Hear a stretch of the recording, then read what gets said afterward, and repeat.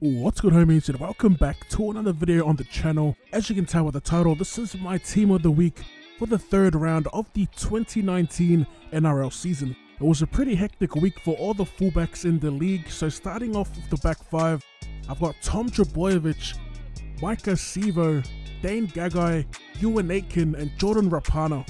So like I was saying, fullbacks was a tough choice this week. Honourable mentions were Roger Tuivasa-Sheck, Nick Meaney's debut, Chance Nickel-Klokstad from the Raiders, Clint Gutherson, and of course James Tedesco of the Sydney Roosters. All these guys had huge games, but in my opinion it was Tommy Turbo who stood out from the pack.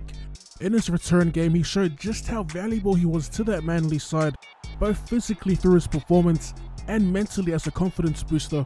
So in his return game, he scored 2 tries, ran for 175 meters. He broke the line 3 times and was proven hard to handle with 9 tackle busts and also 2 try assists to his name.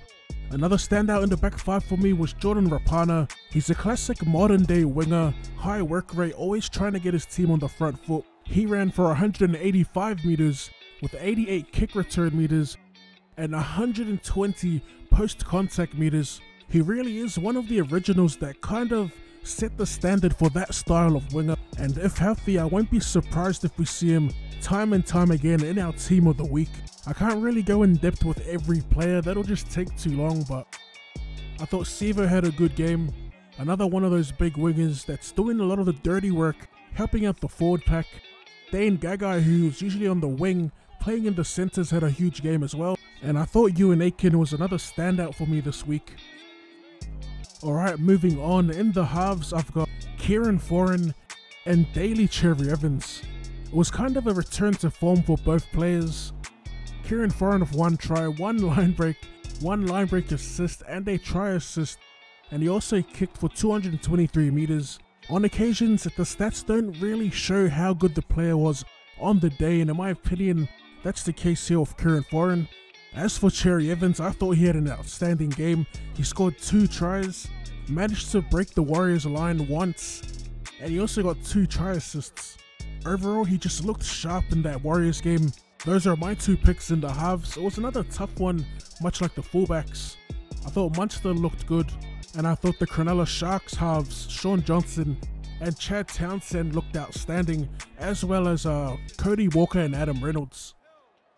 Alright, moving on to the front row, I've got here Paul Vaughan, Cameron Smith, and Siwa Taukeaho. The standout in the front row for me would be Taukeaho. He ran for 162 meters, 46 post-contact meters, 1 line break, and 7 tackle busts. His work rate overall is what you want out of your front rower, and he even earned a try, which was well deserved in my opinion. Paul Vaughan looked pretty solid as well.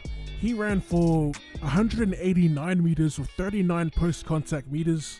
As for Cameron Smith, he could have easily been in the team of the week for the first 2 rounds, as well as this week. It may not seem like it, but he constantly gets Melbourne on the front foot and is a master of dictating the pace of the game.